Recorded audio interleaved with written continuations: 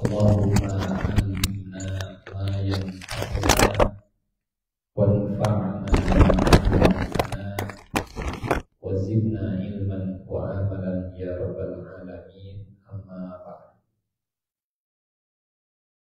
Bapak Ibu, ya, kita ditunjukkan Allah dengan besar yang pada akhirnya kita juga akan disolatkan seperti tadi. Mudah-mudahan bisa usia yang masih Allah berikan lalu kita maksimalkan dengan kebaikan amal soleh yang tidak pernah kita sesali nantinya. Karena nikmat kadang baru terasa kalau sudah hilang. Nikmat sehat juga begitu. Nikmat tidur enak juga begitu. Tapi mudah-mudahan kita disadarkan bahwa selama ini dalam kenikmatan bukan dengan hilangnya, tapi dengan banyaknya dan melimpahnya. Dan semoga kehadiran di masjid, di rumah Allah dalam thalabul ilmi menjadi bagian dari rasa syukur kita atas nikmat Allah Subhanahu wa taala dan mengundang nikmat yang sudah dijanjikan oleh Allah Subhanahu wa taala. Salawat dan salam senantiasa terlimpah untuk junjungan kita Nabi Muhammad sallallahu alaihi wasallam yang sudah menceritakan kepada umatnya, pada kita semua tentang semua tanda-tanda akhir zaman yang akan dialami oleh umat beliau dari zaman para sahabat, tabi'in, tabi'ut tabi'in sampai manusia akhir zaman. Dan Syekh Muhammad Al-Uraidi menyusun dalam kitab beliau, kitab Nihayatul Alam, 131 tanda-tanda akhir zaman, yang 51 tanda sudah kita sampaikan kaji bersama. Insya Allah hari ini kita masuk ke tanda 52. Judulnya Zakhrafatul Masajidi wa Tabahi biha. Masjid yang dihias dan berbangga-bangga dengan hiasan masjid tersebut. Zakhrafatul Masajidi wa Tabahi biha. Seperti biasa kita akan membaca dulu kitabnya sebelum kita masuk ke pembahasannya, karena insya Allah tidak terlalu panjang ya, hanya satu halaman saja, dua halaman sakitlah. Al-aslu, kata beliau, al-aslu annal masajida daurun li'ibadatillahi azza wa jalla yabniha al-'abdu ihtisaban lil ajri wa thawab. Al-aslu, pada asalnya, pada dasarnya, bahwa masjid punya peran untuk menyembah Allah Subhanahu wa taala. Dibangun oleh seseorang hamba dengan mengharapkan pahala dan ganjaran dari Allah Subhanahu wa taala.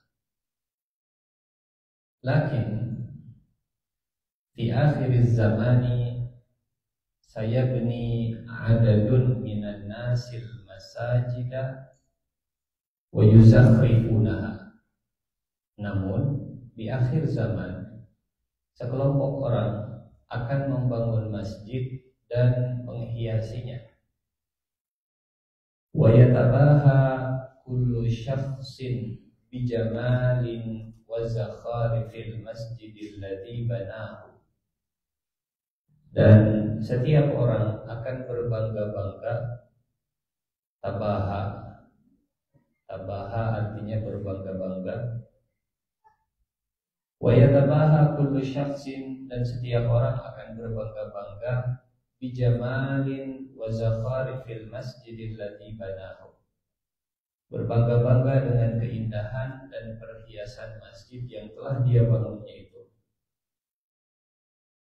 Wa rubbama adhaharu dzalika fi wasailil i'lam, dan boleh jadi mereka akan menampakkan ini semua di media-media sosial. Wasailil i'lam artinya media massa atau media sosial. Fatansarifu qulubul musallina 'anil ibadati ila an-nadhari fi zakharifi. Akhirnya hati orang-orang yang sedang sholat akan berpaling dari ibadah, dari kekhusyuan di dalam sholatnya, berpaling ke pemandangan dalam hiasan-hiasan di masjid tersebut. Fatansarifu, maka akan berpaling qulubul musallin, hati orang-orang yang sedang sholat, dari ibadahnya ke pemandangan yang ada di perhiasan-hiasan masjid tersebut. Kemudian beliau mengutip hadis dari Anas bin Malik. Rasulullah Shallallahu Alaihi Wasallam bersabda, intinya dari hadis ini sebetulnya, la taqumu sa'atu hatta yatabahan nasu fil masajid. Tidak akan bangkit hari kiamat sampai manusia berbangga-bangga pada masjid-masjidnya. Hadis riwayat Abu Dawud, An-Nasa'i, Ibnu Majah dengan sanad yang sahih. Tidak akan bangkit hari kiamat sampai manusia menjadikan masjid sebagai sarana berbangga-bangga, sarana untuk berlomba-lomba dalam kemewahan, kemegahan, kebanggaan. Wa qad hadzara 'adadun minas sahabah, dan banyak para sahabat yang sudah memberikan warning, memberikan peringatan, minal insyighali bitazyinil masajid wal insyighali bidzalika an imaratiha bil ibadati wal dzikri wat tha'ah. Beberapa sahabat sudah memberikan peringatan dari kesibukan menghias masjid sehingga melenakan dari memakmurkannya dengan ibadah, zikir, dan ketaatan. Qala Ibnu Abbas, diantaranya adalah sahabat Abdullah bin Abbas, sepupu Rasulullah Sallallahu Alaihi Wasallam. Kata beliau, la tuzakhrifunnaha kama zakhrafahal yahudu wan nasara. Kelak kalian akan menghiasi masjid sebagaimana Yahudi dan Nasrani menghiasi tempat ibadah mereka. Ini riwayat Imam Ahmad dan Abu Dawud. Ini bukan hadis, ini pernyataan atau athar Abdullah bin Abbas. Tentu Abdullah bin Abbas kalau berbicara punya sandaran sebagai seorang sahabat, sebagai ahli tafsir, beliau pasti punya rujukan dari hadis Rasulullah Shallallahu Alaihi Wasallam.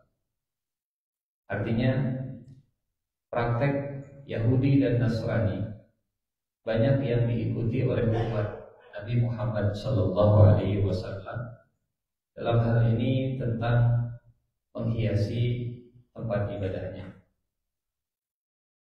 Qala al-Baghawi, Imam Al-Baghawi dalam kitab Fathul Bari, at-tashyidu raf'ul bina'i wa taqwiruhu. Renovasi masjid itu hanyalah meninggikan bangunannya dan memanjangkan atau meluaskan gedungnya. Wa innama zakhrafatil yahud wan nasara ma'abidaha hina harrafu kutubahum wa baddaluha. Yang dilakukan oleh orang Yahudi dan Nasrani saat mereka menghiasi tempat ibadahnya ketika mereka mulai melenceng dari kitabnya dan mulai banyak mengganti isinya. Harrafu kutubahum wa baddaluha. Kata Imam Al-Baghawi, kalau kitab suci sudah mulai sudah mulai terjadi penyelewengan, maka tempat ibadah juga akan mengalami korban berikutnya.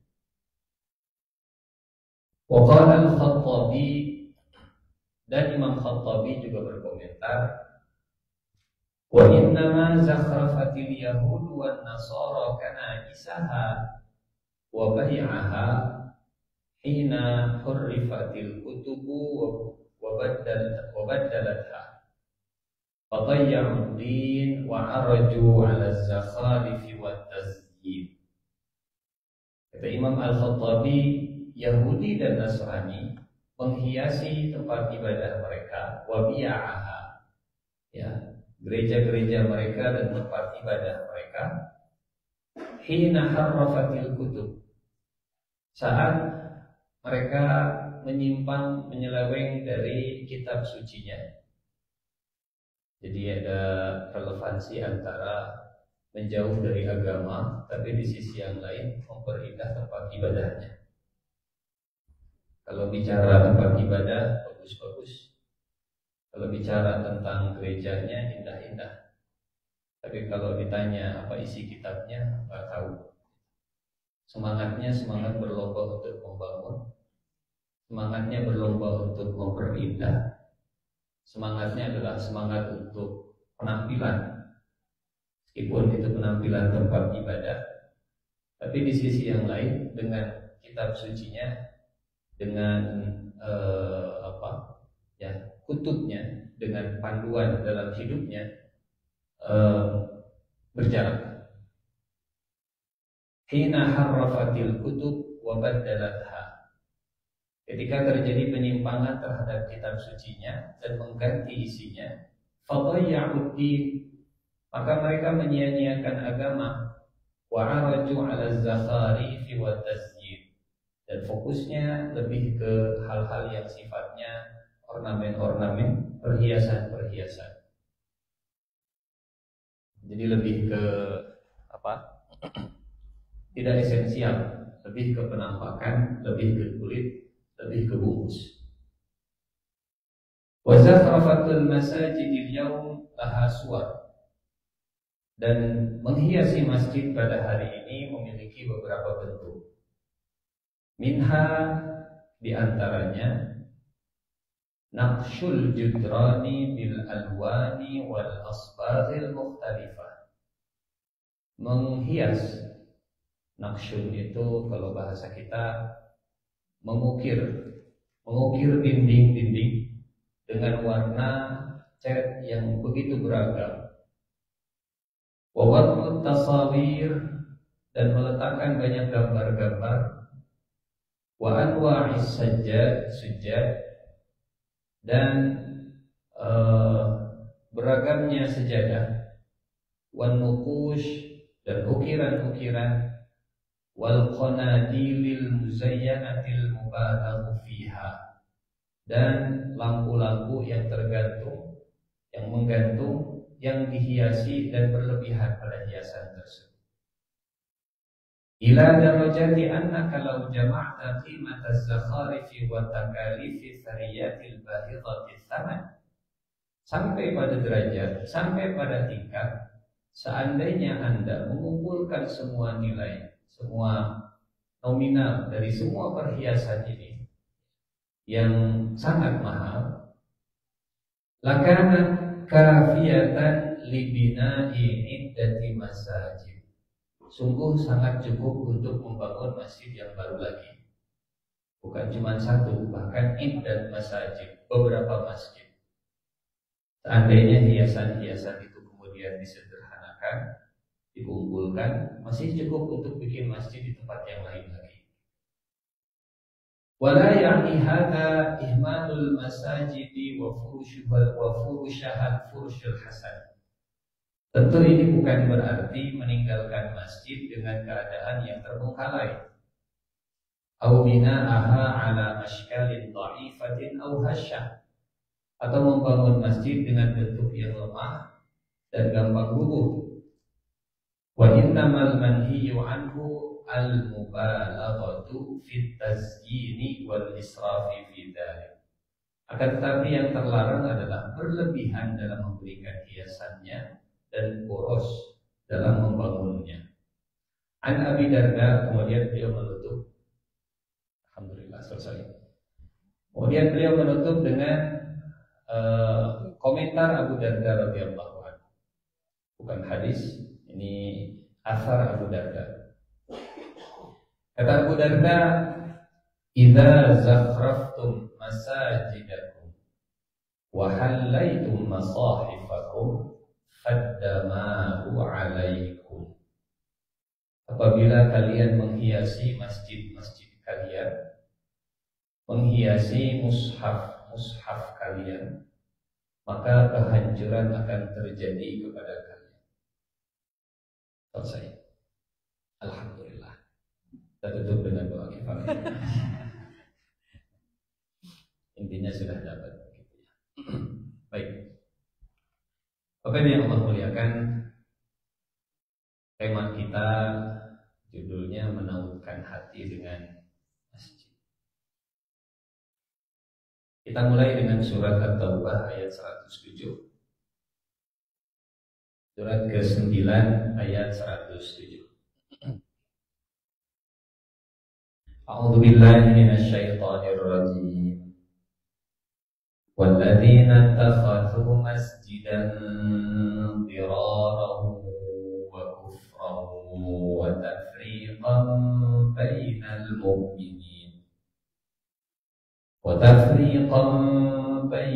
mu'minin wa irsadan liman haraba Allah wa rasulahu min qabl wa la yahlifunna in aradna illa al-husna wallahu yashhadu innahum lakadzibun. Satu ayat lagi. La taqum fihi abada lamasjidun ussisa 'ala taqwa min awwali yawmin ahaqqu an taquma fihi rijalun yuhibbuna an yatatahharu wallahu yuhibbul mutahhirin. Dan di antara orang-orang munafik ada yang mendirikan masjid. Di zaman Rasulullah Shallallahu Alaihi Wasallam masih hidup, orang munafik mereka membangun masjid juga. Jadi masjid di zaman Nabi bukan hanya masjid Nabawi, karena tidak semua orang tinggalnya dekat dengan kota Madinah. Ada yang membangun masjid Kuba, ada yang masjid Qiblatain, mengenal masjid Qiblatain, sehingga di beberapa kampung juga di beberapa tempat ada masjid masing-masing. Dan orang munafik mereka juga bikin masjid. Secara gedung, secara infrastruktur, secara bentuk mungkin tidak berbeda dengan masjid yang lain.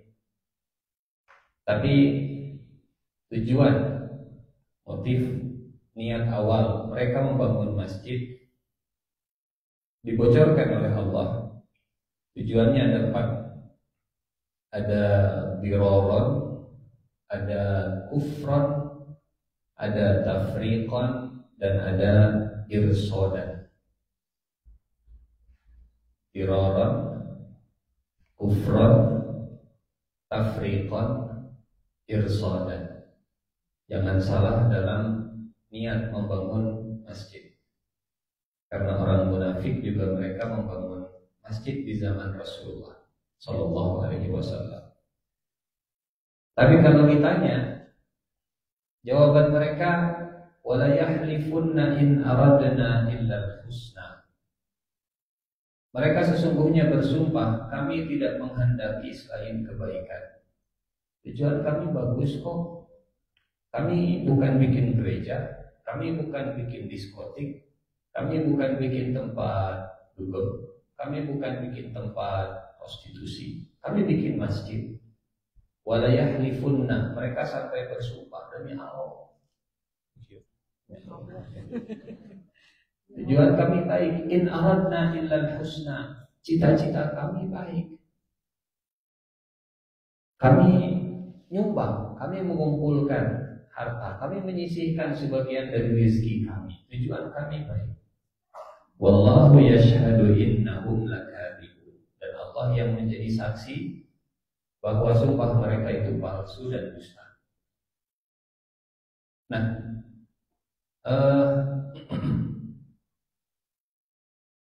empat tujuan mereka membangun masjid inilah yang kemudian menjadi landasan dari tema kita. Kira-kira masuknya ke yang mana? Nanti silakan dinilainya. Apakah ke diraran atau ke kufran atau ke tafriqan atau ke irsadan. Diraran artinya menimbulkan kemadaratan. Menimbulkan kemadaratan. Mungkinkah masjid dibangun bisa menimbulkan madarat? Kalau tidak ada kejadiannya di zaman Rasul, mungkin kita ngomongnya juga agak ragu. Masa masjid dibangun untuk menimbulkan madarat? Tapi karena Allah yang berfirman, karena ini pernah kejadian, mungkin. Dan kalau dikaitkan dengan tema bermegah-megahan membangun masjid, apa hubungannya dengan dirar?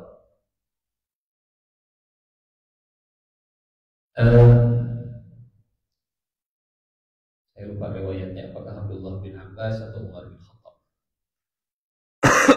Kata beliau, seandainya masjid dibangun dengan mewah, sementara di kanan, kiri, depan, belakangnya banyak mukmin yang kelaparan dan kehausan, maka masjid yang demikian adalah masjid yang diroron, menyakiti hati, menimbulkan kemudorotan kepada orang yang beriman.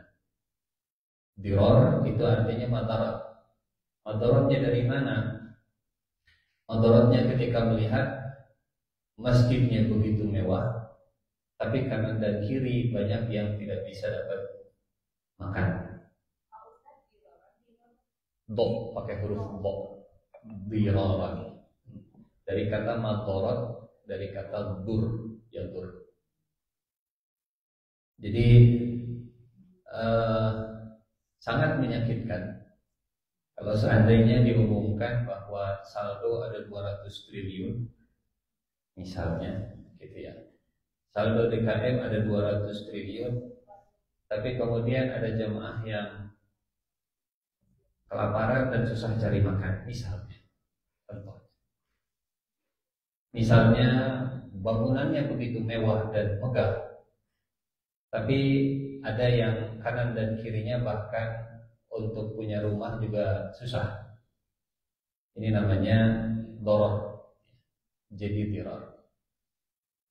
Yang kedua, walladzina takhadhu masjidan diraran wa kufran. Kufur untuk kekufuran. Kufur bisa bermakna kufur lawan iman, atau kufur juga bisa bermakna kufur lawan syukur. Dua-duanya sama-sama lawannya adalah kufur. Kufur lawan syukur atau kufur lawan dari iman. Memang yang terjadi di zaman Rasul Shallallahu Alaihi Wasallam saat ayat ini turun, orang munafik membuat masjid sebagai markas untuk mengkafirkan orang, untuk membangun kekuatan kekafiran. Karena di dalamnya mereka nggak percaya, hati mereka sebetulnya nggak percaya ke Islam. Cuman penampakan dan zahirnya Mereka harus seperti umat Islam. Tapi kufur juga bisa bermakna kufur nikmat. Kufur nikmat. Dan salah satu bentuk dari kufur nikmat adalah israf, takdir, ya, mubazir atau berlebih-lebihan. Apa bedanya mubazir dengan israf? Kayaknya sudah pernah kita bahas ya. Takdir atau israf. Kalau tujuannya untuk maksiat, tujuannya untuk keburukan, walaupun hanya 1 rupiah, namanya mubazir. Namanya mubazir. Kalau jalannya salah, walaupun sedikit, namanya mubazir. Nyumbang ke tempat pelacuran, walaupun cuma 1 rupiah, itu namanya mubazir. Tapi kalau israf, berlebih-lebihan, itu di jalan yang benar, hanya di atas kecukupan, di atas kewajaran. Ya. Makan ya normal. Tapi kalau makan sampai harus 10 juta sekali makan, karena beli daging Wagyu A5 langsung diimpor dari Jepang misalnya, ya, sabu haji unggal dinten, mulek, sabu haji unggal dinten. Kalau mubazir itu harta atau rezeki yang dikeluarkan di jalan yang tidak benar, walaupun sedikit, namanya mubazir. Kalau israf atau musrif, di jalan yang benar tapi melebihi dari batas yang wajar. Walladzina takhadhu masjidan diraran wa kufra, membangun masjid yang kufur nikmat ketika mengeluarkan dana, penggunaan dana yang tidak sesuai atau yang melebihi batas kewajaran. Yang ketiga, wa tafriqan bainal mu'minin, untuk memecah belah orang-orang yang beriman. Ada masjid di zaman Nabi dibangun tujuannya untuk tafriqan bainal mu'minin, memecah belah antara orang-orang yang beriman. Dan ya, tujuan masjid itu dibangun oleh Nabi untuk menyatu, mengumpulkan, menyatukan, mempersatukan. Jadi kalau masjid kemudian malah jadi sebab umat beriman, orang yang beriman malah berselisih, bersengketa, akhirnya depan masjid ada masjid lagi, satu RT malah jadi terpecah gara-gara ada 2 masjid. Nah, hal yang seperti ini hal-hal yang memang miris dan menyedihkan. Wa tafriqan bainal mu'minin wa irsadan liman haraballah wa rasulah, serta masjidnya menunggu kedatangan orang-orang yang telah memerangi Allah dan Rasulnya sejak dulu. Irsad itu maknanya memantau, mengawasi, mencari celah, menunggu ketergelinciran orang beriman, namanya irsadan. Markas lah bahasa kita. Markas yang digunakan untuk menyerang orang-orang beriman. Sementara di ayat berikutnya, Bapak Ibu, di ayat 108, la taqum fihi abada, jangan kalian sembahyang dalam masjid seperti itu selama-lamanya. Nabi dilarang oleh Allah untuk sholat di masjid ad-dirar, ya, masjid yang tujuannya seperti ini. La masjidun usisa ala taqwa, sesungguhnya masjid yang didirikan di atas dasar takwa sejak hari pertama lebih patut sholat di dalamnya. Di dalam masjid itu ada orang yang selalu ingin membersihkan diri, dan Allah menyukai orang-orang yang berusaha membersihkan diri. Jadi ada 2 kategori masjid di ayat 107-108 ini. Yang pertama, masjid yang dibangun dengan fondasi takwa, dan yang kedua, masjid yang dibangun dengan diraran wa kufran wa tafriqan wa irsadan. Di ayat 108 tadi, masjid yang dibangun di atas fondasi takwa lebih layak untuk sholat di dalamnya daripada masjid yang dibangun oleh orang munafik. Di makna takwa dalam membangun masjid, makna takwa dalam membangun masjid saat pembangunannya terjaga dari 4 hal. Jangan membangun masjid yang menimbulkan madarat, diraran. Jangan membangun masjid yang menimbulkan kekufuran, baik itu kufur iman ataupun kufur nikmat. Kufur iman atau kufur nikmat. Yang keempat, jangan membangun masjid yang tujuannya bisa memecah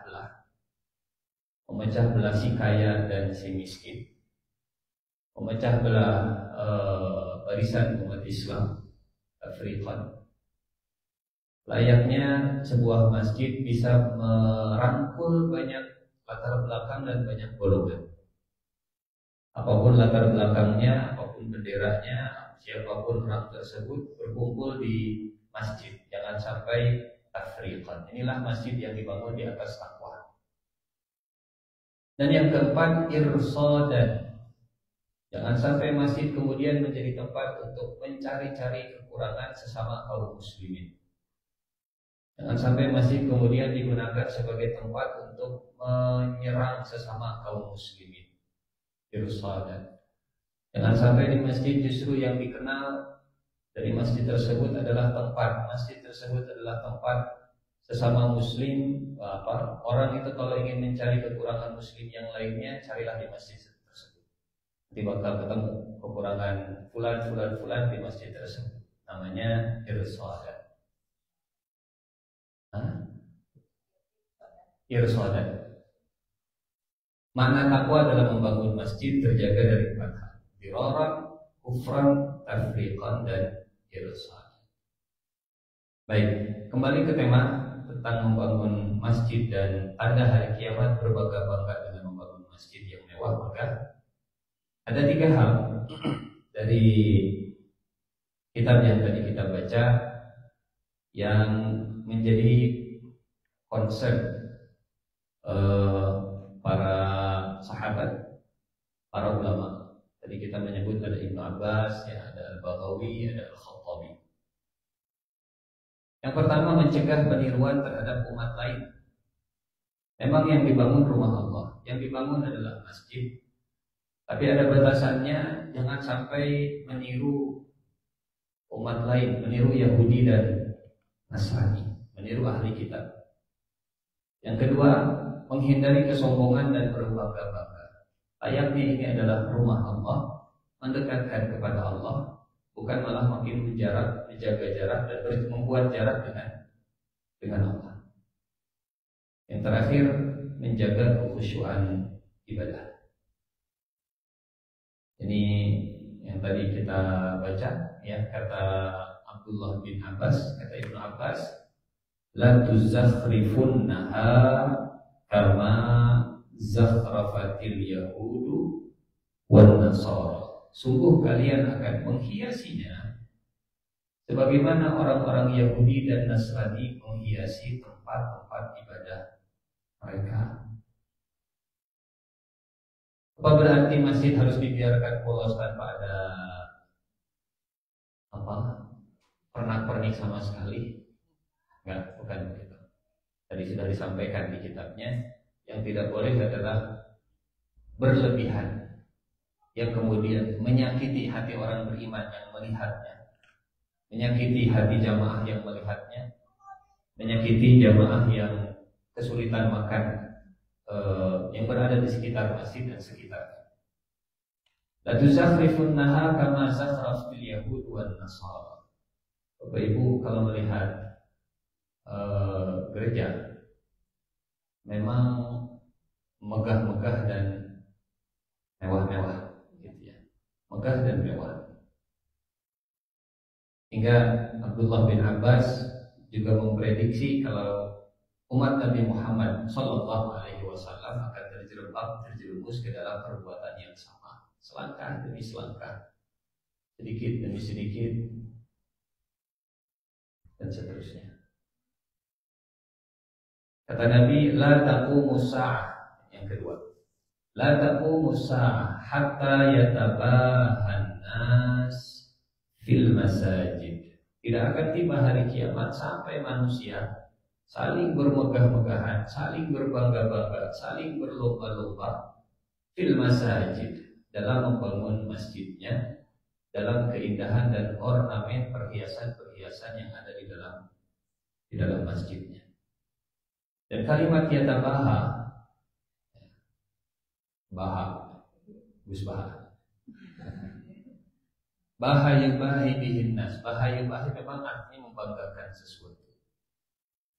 Tapi yang dibanggakan perhiasannya. Sebetulnya bukan. Saat membanggakan perhiasan yang ada di masjid, apa sebetulnya yang sedang dia banggakan? Kemampuan hartanya, duitnya, gitu ya. Saya punya duit dan duit saya kemudian dibelikan untuk perhiasan ke masjid. Jadi flexing syar'i. Flexing judulnya, cuman covernya masjid. Covernya masjid. Yatabaha fil masajid. Sehingga kelihatan lebih, wah masya Allah, wah masya Allah. Tipis batasnya antara dengan fastabiqul khairat, berlomba-lomba dalam kebaikan. Seperti iklan, namanya juga iklannya soal aneh-aneh iklan. Jadi saat DKM mengumumkan Bapak Fulan nyumbang untuk masjid 50.000, Bapak Fulan nyumbang untuk masjid 20.000, Bapak Fulan nyumbang untuk masjid 100.000, hamba Allah nyumbang untuk masjid 10 juta. Siapa nih hamba Allah? Ada yang naik. Saya hamba Allah gitu.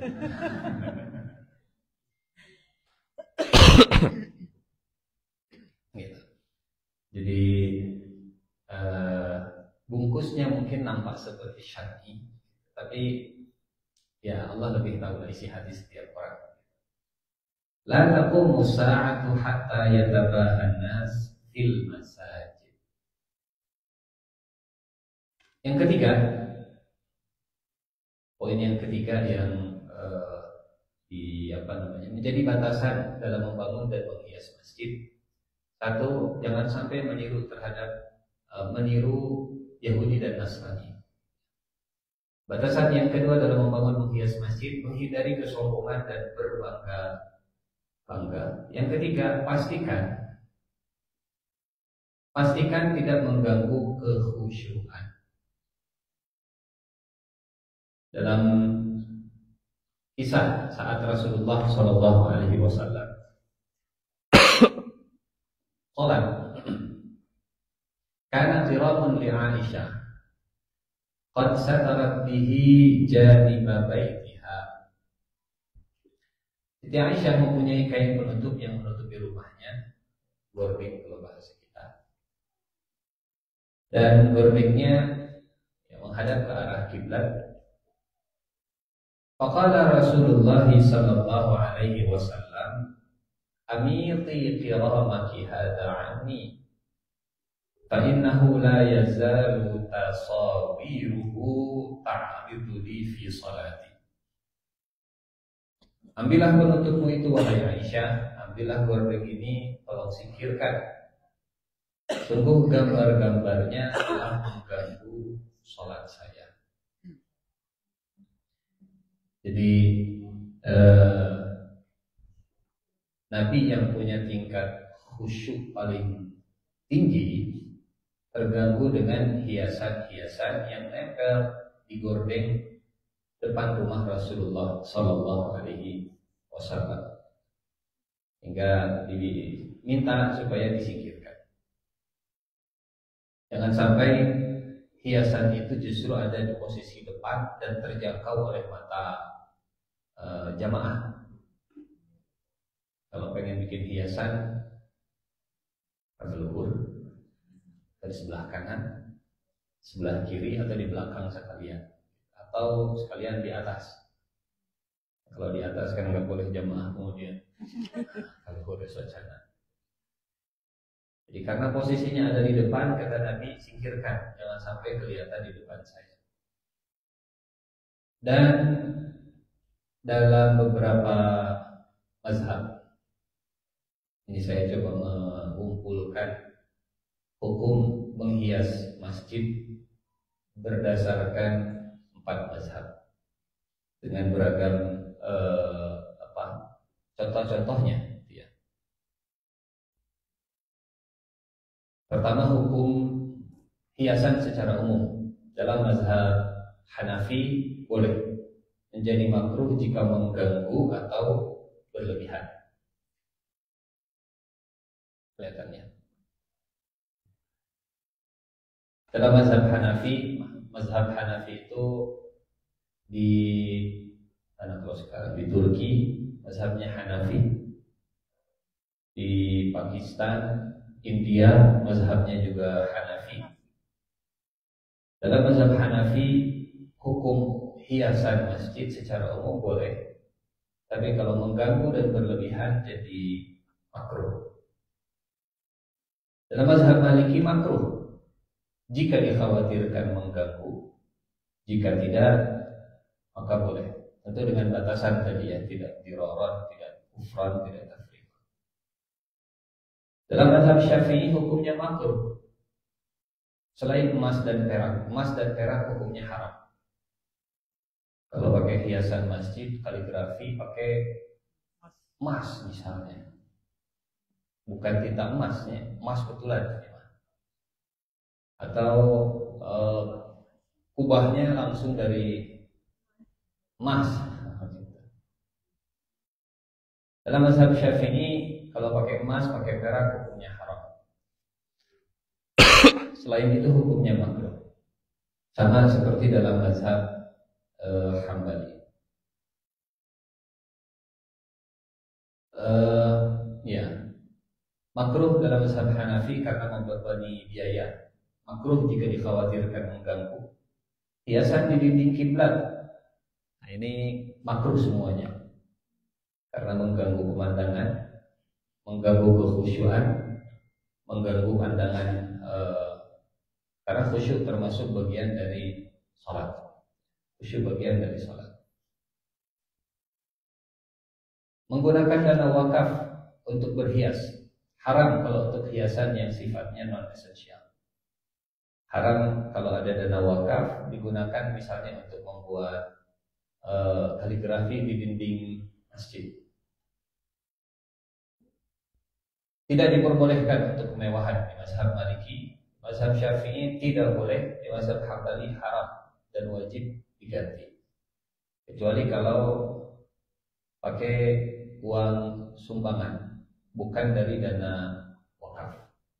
Sumbangan yang sifatnya personal. Ilahnya, sebab hukum kenapa para ulama ini mengatakan makruh. Kalau dalam mazhab Hanafi bisa menimbulkan fitnah. Fitnah dalam artian gangguan kekhusyuan dan juga israf, ya, berlebihan.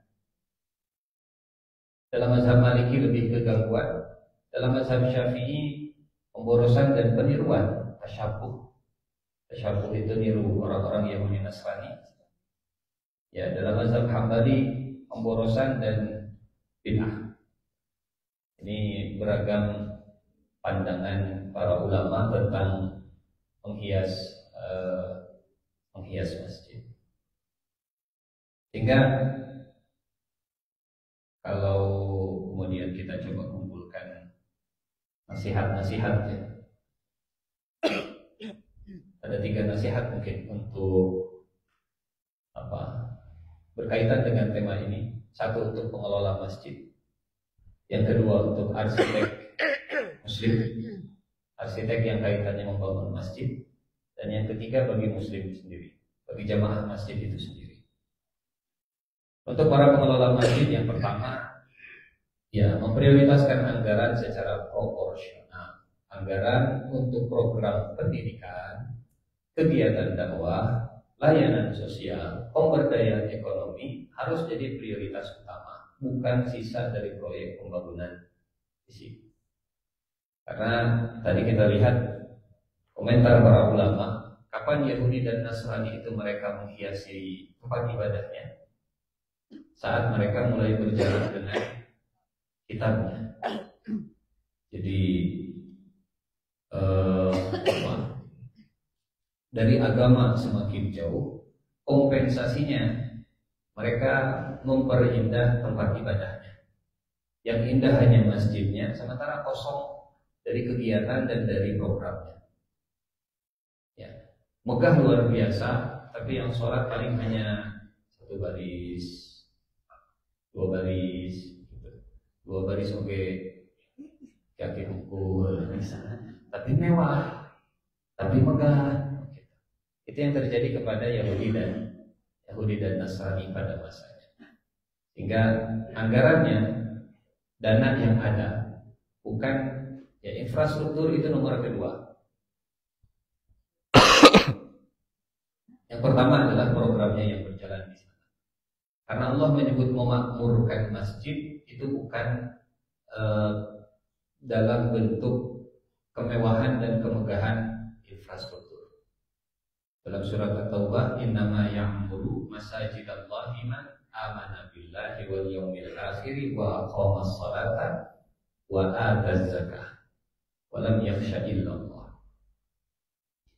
Yang kedua, berangkat dari semua yang sudah tadi kita sampaikan, pentingnya evaluasi kebutuhan real dari jamaah, bukan sekedar kebanggaan, bukan sekedar gengsi dan ego, ya. Bukan sekedar kita sebagai warga ini punya masjid yang megah luar biasa, bukan itu. Warga Jawa Barat punya masjid namanya Al Jawa Barat. Asal makmur alhamdulillah, asal rame alhamdulillah, asal programnya itu banyak alhamdulillah. Tapi kalau asal indah saja, itulah yang sedang kita bahas. Itulah yang kemudian jadi salah satu tanda hari kiamat sudah semakin dekat. Ya. Bukan berarti masjid harus lusuh, harus jelek, harus tidak indah, harus dan seterusnya, bukan. Tapi yang dikhawatirkan oleh Nabi seperti yang tadi kita sampaikan, fokusnya pada peningkatan fungsi, ya, tempat duduknya, penyediaan ruang belajar yang langsung berkaitan erat dengan program yang memang dibutuhkan oleh jamaah. Yang kedua, untuk arsitek muslim, berangkat dari hadis Rasulullah tadi yang mengatakan amiti al-kiram, tolong singkirkan semua yang bisa mengganggu kekhusyuan, termasuk hiasan-hiasan, ya, termasuk pemandangan-pemandangan, apalagi kalau pemandangannya bergerak. Memang kelihatan di satu sisi ini memang bagai buah simalakama, senjata makan satu gitu deh,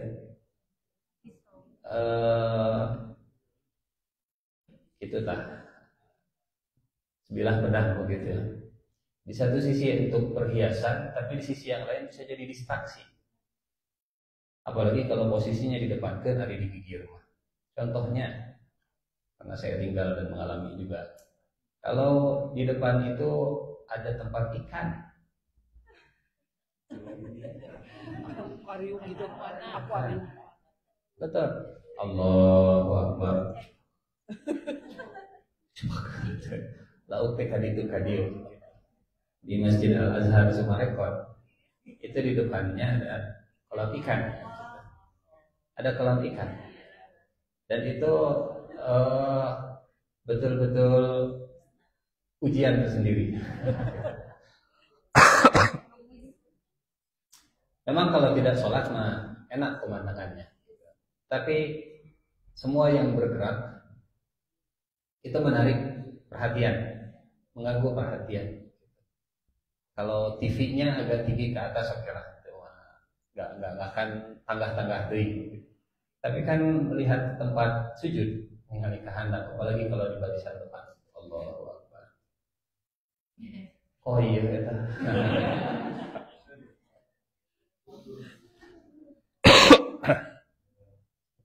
Jadi ya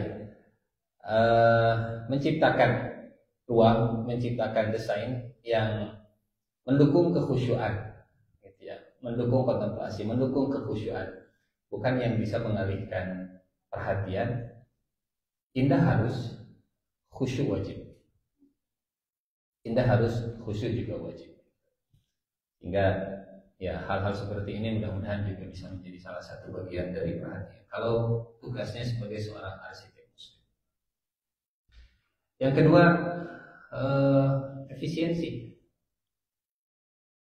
Hindari israf, hindari boros, ya. Bahannya yang ramah lingkungan sesuai dengan skala kebutuhan jamaah sekitarnya, tidak nyentrik, tidak ngegejlik, tidak jomplang masjid dengan kondisi masyarakat yang ada di sekitarnya. Tujuannya bukan untuk kemegahan, apalagi untuk berbangga-bangga, kemudian menjadi rekam jejak, ya ini hasil karya saya dan seterusnya. Tapi tujuannya adalah fungsi dan manfaat untuk calon pengisi masjid tersebut. Yang terakhir, yang ketiga, untuk seluruh jamaah masjid. Seperti yang disampaikan tadi oleh Rasulullah Shallallahu Alaihi Wasallam, la taqumu sa'ah hatta yatabahan nasu fil masajid, bahwa manusia akan mulai berbangga-bangga dengan masjid. Bagi kita, bagi umumnya seluruh jemaah masjid, bahwa kebanggaan itu bukan pada fisiknya masjid, kebanggaan bukan pada kemewahan masjid, tapi pada kemakmuran masjid, pada program yang berjalan di dalam masjid, pada dampak positif manfaat yang dirasakan oleh lingkungan sekitar dari masjid tersebut bagi masyarakat sekitarnya. Ini sumber kebanggaan masjid. Kemudian menciptakan budaya yang lebih menghargai masjid yang penuh dengan jamaah dan kegiatan daripada masjid yang mewah namun kosong. Lebih ramai, lebih baik, lebih hidup, lebih padat, lebih baik. Walaupun mungkin secara infrastruktur, secara kemewahan tidak seperti gereja, tidak seperti tempat ibadah orang-orang Yahudi, sinagog dan seterusnya. Dan mendukung semua program-program yang tujuannya untuk menghidupkan masjid. Kalau bisa 24 jam masjid itu nggak pernah sepi, ya. Dari jam 9, jam 10 sampai zuhur majelis taklim Darussalam.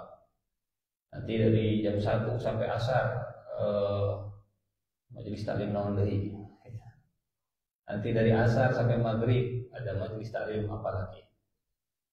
Nanti dari subuh, dari pada subuh sampai jam 7 ada kajian subuh naon bapak-bapak, anak-anak dan seterusnya. Ini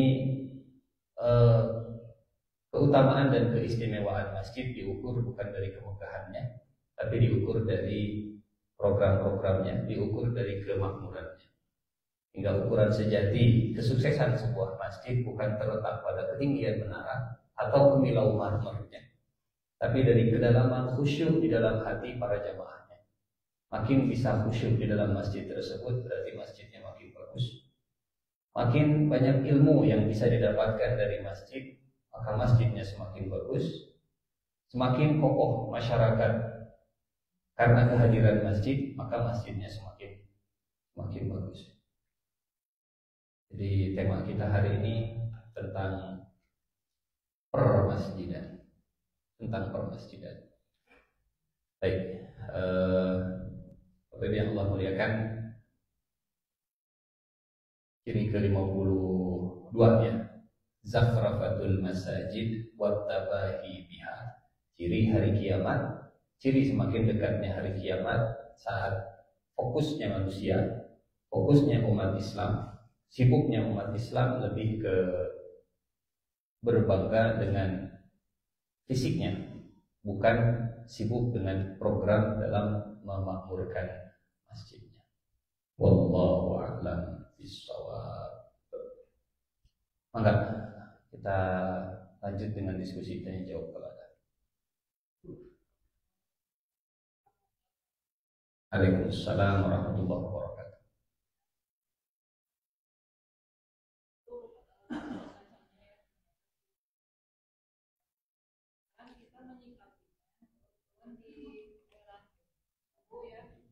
Ada masjid yang memang masa itu suaranya ketua itu pas banget. Jadi terus kalau misalkan sebelum subuh ada itu masih nggak tahu nado apa gitu, nggak tahu itu keras banget, tapi sudah dikasih tahu DKM sudah mau tahu kita sebagai masyarakat sifatnya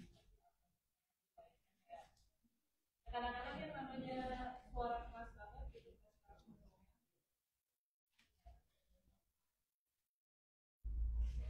Ya, kalau saya tidak salah, DMI punya aturan itu. Dewan Masjid Indonesia punya aturan tentang speaker, gitu ya, punya aturan. Kalau nanti kita coba googling dulu, cari dulu. Kalau memungkinkan kemudian menyampaikan seperti ini aturannya kepada yang bersangkutan, apalagi kalau di rumah kita punya anak kecil yang terganggu misalnya. Kalau azan memang harus dikeluarkan. Kalau azan menjadi syiar yang memang harus dikeluarkan.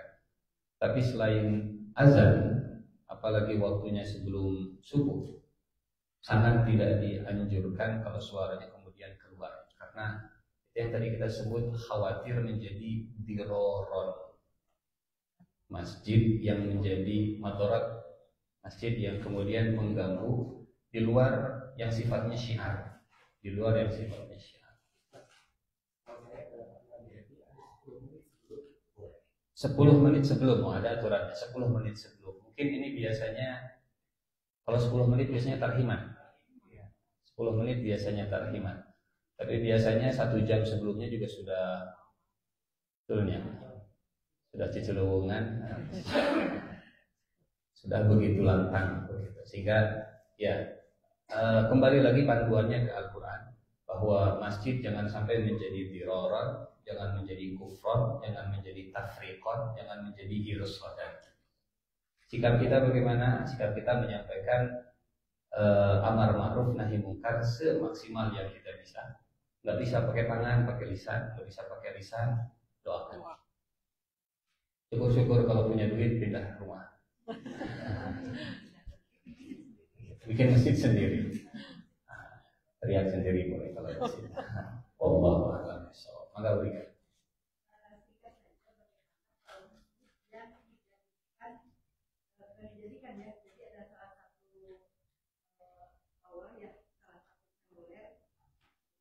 Sinyalnya itu katanya bagus di masjid itu, jadi dia nyimpen jadi sewa dia si seluruhnya bayar gitu. Dikaitkan dengan kan seluler itu nggak yang baik-baik aja maksudnya. Pasti ada yang nilai negatifnya. Nah, bagaimana dananya itu dipakai untuk masjid.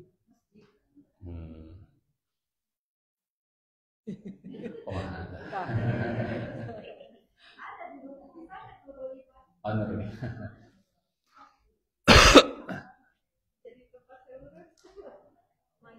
Ya, taruh ke DKM lah. Mungkin DKM-nya punya pertimbangan tersendiri gitu ya.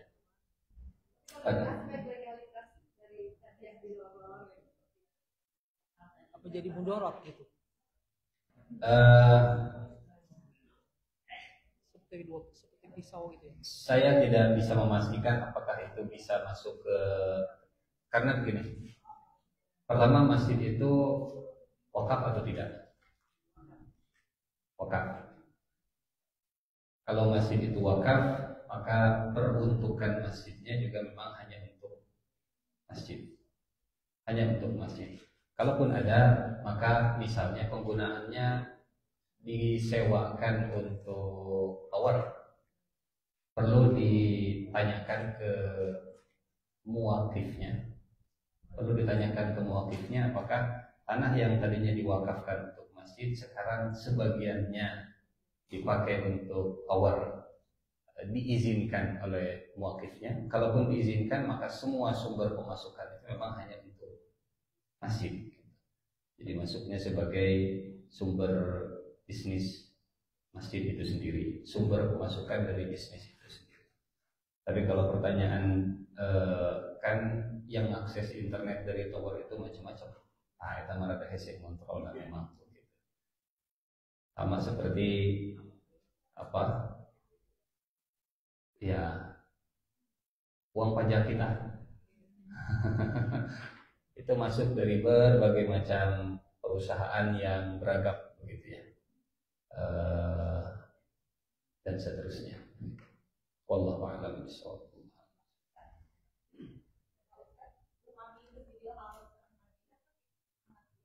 Sangat megah. Betul. Iya. Nah ini gimana? Termasuk bermegah.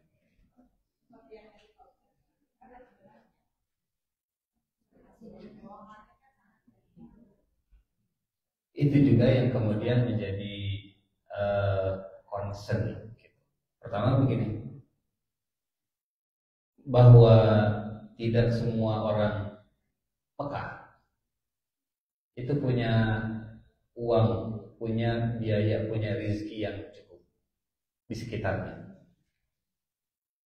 Kalau masuk ke pelosok-pelosok Arab, Mekah, masih banyak mereka yang susah makan.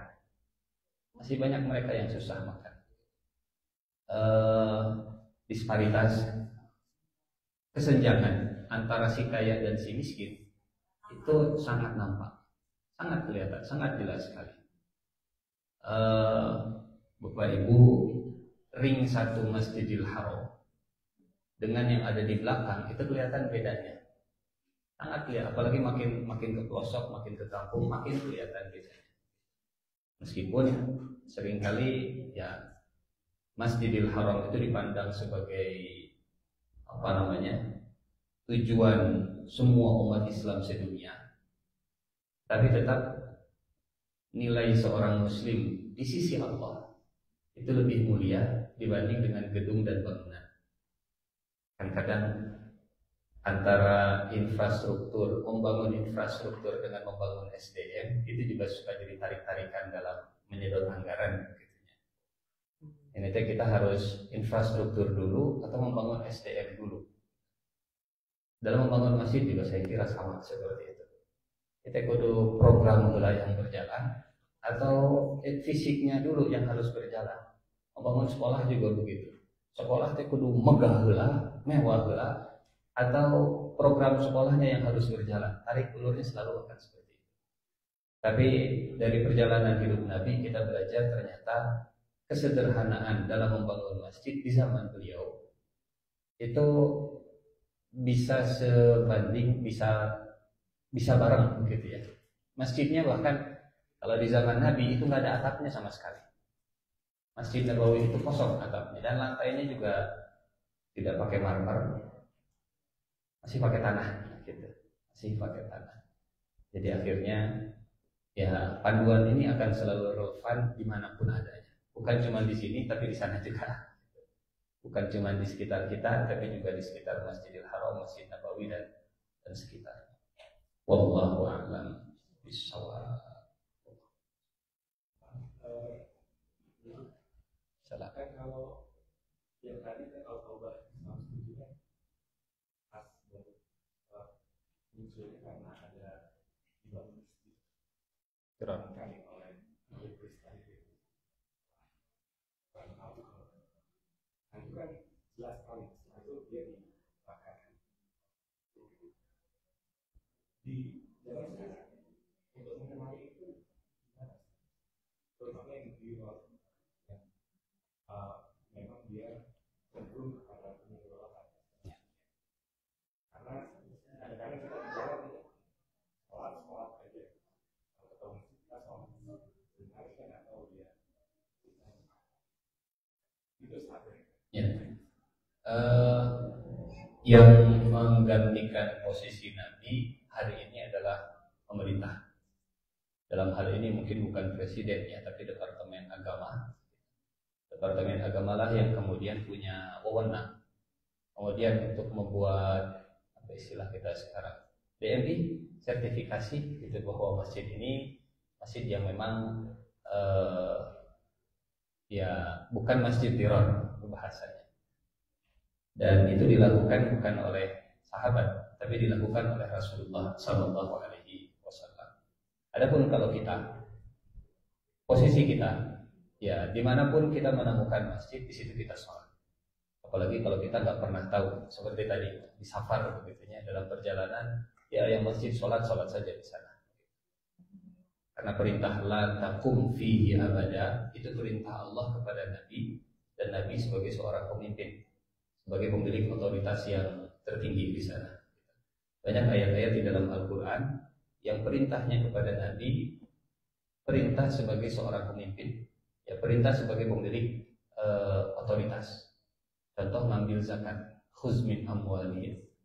Perintahnya kepada Nabi yang punya kewenangan untuk mengambil zakat, bukan sembarangan muslim. Kadikan zakatnya, kadikan zakat. Tapi memang ditunjuk dari atas. Ditunjuk dari atas. Wallahu a'lam. Wallahu a'lam bishawab. Bapak? Untuk yang sholat, terutama yang pakai sarung, kan banyak yang pakai nama kakek. Makruh kalau kita menyengaja menggunakan, niatnya masing-masing kembali kepada pemakainya gitu ya. Menyengaja menggunakan sarung ini supaya kelihatan, diputerkan di belakang, aneh katingali kalau sarung saya ini sarung yang mahal. Kalau niatnya seperti itu tidak boleh. Tapi kalau niatnya adalah masing-masing sesuai dengan niatnya. Kalau niatnya begini, Ustaz, saya mah niatnya bukan untuk berbangga-bangga, tapi niatnya sesuai dengan perintah Allah. Kalau ke masjid pakai perhiasan yang paling indah. Dalam surat Al-A'raf ayat 31. Wahai anak Adam, pakailah pakaianmu yang indah di setiap memasuki masjid. Ya Bani Adam, khudzu zinatakum inda kulli masjid. Kalau niatnya adalah pakai pakaian terbaik, saya pengen ke masjid, itu nggak masalah. Tapi kalau niatnya batur apal, saya punya sarung, bahkan sarungnya dia pakai tiga-tiganya. Hiji rada diturunkan, BHS. Tiga sarung langsung dia pakai sekaligus, dan langsung 3 lapisnya dipamerin semuanya. Yang seperti ini tidak boleh. Pada akhirnya kembali ke masing-masing. Dan kemampuan khusyuk setiap orang bisa beda-beda. Ada orang yang dengan manik-manik sedikit sudah langsung jadi sholatnya nggak khusyuk. Dengan baju yang jalur-jalur sedikit sudah 1, 2, 3, ya 4 pola. Ada juga orang yang padahal baju di depannya itu polos, tapi kemana wae pikiran. Jadi kita membantu orang yang ada di belakang kita supaya bisa khusyuk, tanpa kemudian berniat untuk memamerkan. Kalau bisa jangan ada tulisan, kalau bisa polos. Tapi walaupun sudah polos, orang yang ada di belakang gampang agak leong, oke. Setidaknya membantu lah, setidaknya. Wallahu a'lam bishawab.